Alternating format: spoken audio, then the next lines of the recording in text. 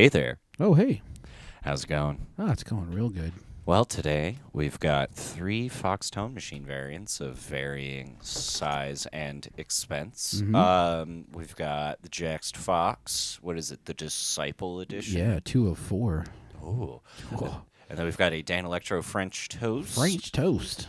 And then we've got to our left a Triple G Foxx Tone Machine clone that was whipped up by the fine folks at Acorn.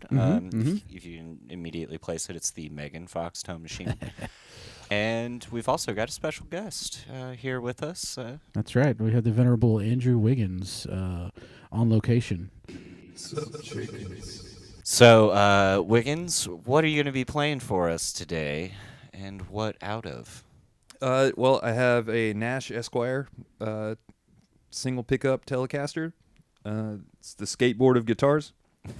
And I have a Hiwatt DR103 copy through a 90s Hiwatt 412 cab. And that's about it. It's about the simplest setup you can get. Cool. So we've got his clean tone with that Hiwatt and the Telly coming at you.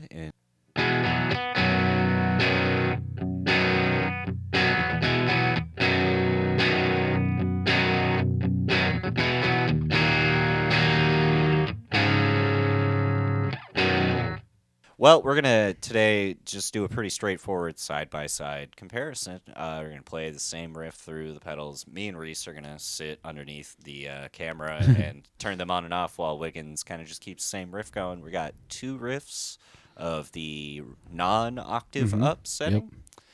And then we'll have 2 of the octave up on. And for the second one, we're going to roll the tone knob back. Standard operating procedure with your octave fuzz goodness. Yeah, we had to put a piece of foam underneath 2 of them so they'd stop moving because of all the low end. But yeah, and the volume. More just fun than anything. Yeah. All right, let's get to riffing.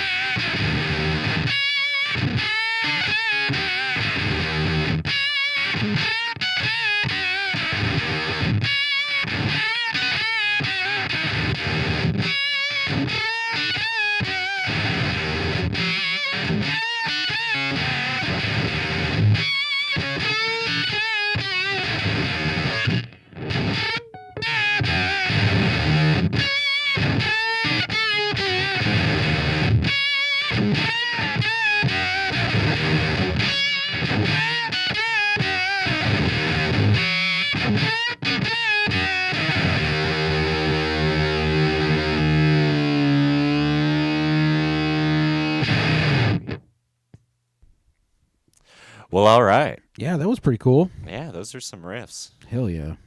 Well, general thoughts, discussions, comments, questions, concerns. These are all great. Yeah. They're just fine examples of classic fuzz that is pretty friggin' huge. And kind of slept on. Yeah. It's one of those things that seems to be kind of like if you're a fuzzophile, it's like something that you're probably already familiar with / into. But, I mean, as far as getting the right kind of accolades for just how insanely big that is. I mean, the fact that we had to put foam under the pedals at a moderate volume. Yeah, like we're not blowing anybody out Yeah. in this room, and yet it was still shaking everything. Tons of low end. And I think it draws a lot of attention for the octave switch, but without the octave switch on, just the regular fuzz, it is a great sounding, huge sounding fuzz. That's really like it's a big muff killer to me. It takes the place of that huge, always on, just like grunge tone, with a lot more character than your normal run of the mill like big muff will do. Man, some big words, bro. Yeah, it's a Better look controversial out. take I on these parts. I don't like big muffs. That's That's fine. that's me. You know, a lot of people don't.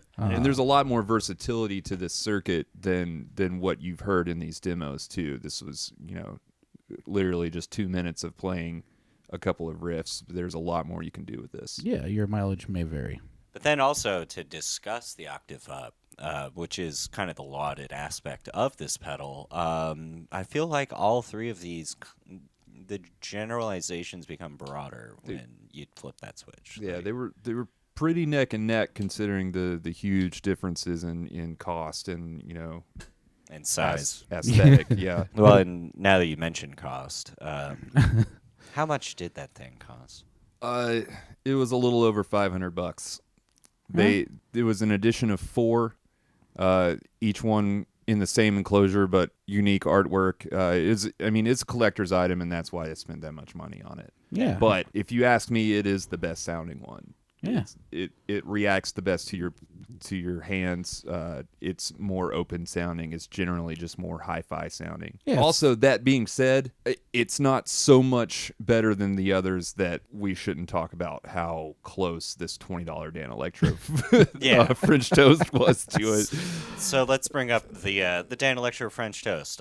First off, it is a quarter of the size for Yeah. all of you pedalboard size fiends. Yeah, real estate friendly. And second, it's $20. Yeah, y'all, it's $20. So if you find a 20 in your pocket, you should probably just go buy one of these. Yeah.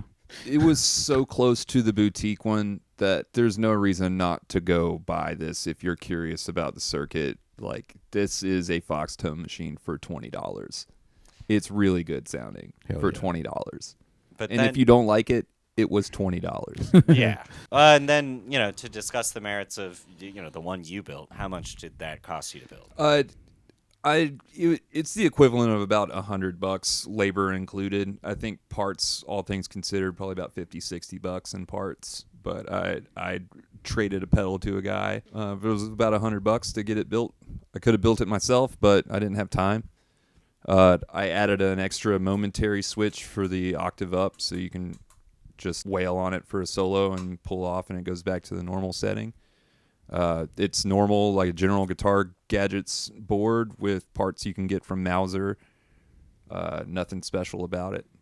But that's the thing also, because where the differences lied in the non-octave mode, they lied in between the Danelectro and the Jext Foxx. It's pretty drastic. Between the Jext Foxx and the Megan Foxx Tone Machine, not really that drastic, and both honestly just had their own merits. Yeah, they were unique in their flavor, but there wasn't any loss between the two. It was just identity changes. Not at all. It wasn't a case of like this one rules and this one sucks. It's just slightly different, slightly shades of the different same. machines. Well, we hope you enjoyed this large ambling discussion of Foxx Tone Machines and size, color, and cost variance. We're happy that Andrew could join us here. Thanks for coming. Yeah, all the way thanks, down from buddy. Atlanta. Thanks for having me. Did you enjoy this video? Leave this video a like. Do you have any smart suggestions for our next video? What we should do? Well, tell us. Leave it in the comments. Do you think we're dumb? Also leave that in the comments. Do you want to go to Arby's? Leave that in the comments, and I'll see you there at 9:30 tomorrow.